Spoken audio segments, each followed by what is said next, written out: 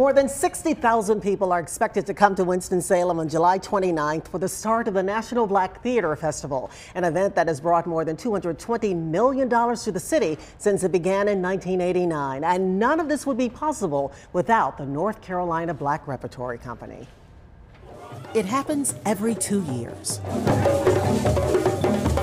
The call of African drums, the cue to start the National Black Theater Festival. And it was the most amazing experience I'd ever had in theater. Jackie Alexander was an actor in New York when he came to his first festival in 2005. It was everything society has said black people are not. I don't think people realize that what you have here in Winston-Salem is the most unique theater event in the world. He also doesn't think most people realize that this festival is produced by the North Carolina Black Repertory Company, the first black theater company in the state. It was founded 40 years ago by an actor named Larry Leon Hamlin. Well, Larry was eccentric. Purple was his color, purple and black. He would have shades on at all times, whether it's night or morning or any time during the day or cloudy or sunshine.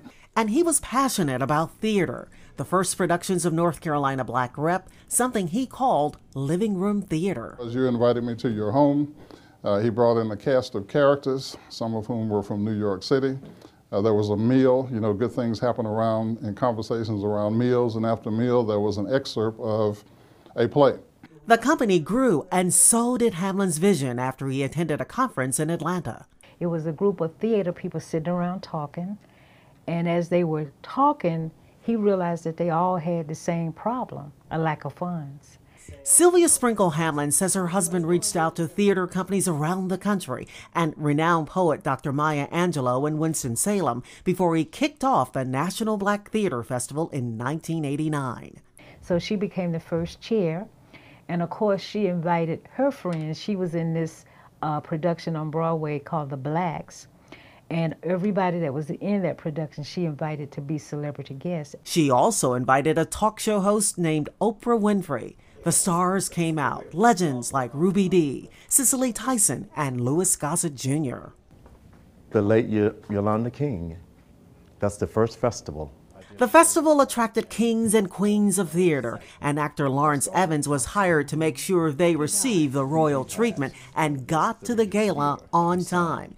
There were close calls, and one of them involved Miss Tyson. She got to Greensboro about 4:30, so they called from the limo in Greensboro and said, Miss Tyson broke her fingernail. And so I had one of the local people to go to the mall and get her a glove. She wanted a white glove. Over the years, the festival has grown to include about 30 national and international productions. It has attracted theater heavyweights like Phylicia Rashad, Hattie Winston, and Oba Babatunde. The selection process covers over 100 auditions in the search to find something for everyone. Musicals, dramas, comedies, solo performances, historical, solo performances, non-historical, something topical, you know, something for the kids, something for the hip-hop crowd. Back pocket, my back pocket. But none of that would be possible without North Carolina Black Rep, the parent company. It produces 3 to 4 plays a year, and this year it has returned to its roots with a living room theater series of free readings each month. The public defender might not be the best one for this job. It's partnered with local organizations to address some of the issues discussed around the coffee table. We've targeted voter registration, community policing, mental health, LGBTQ rights, veterans benefits, just to name a few.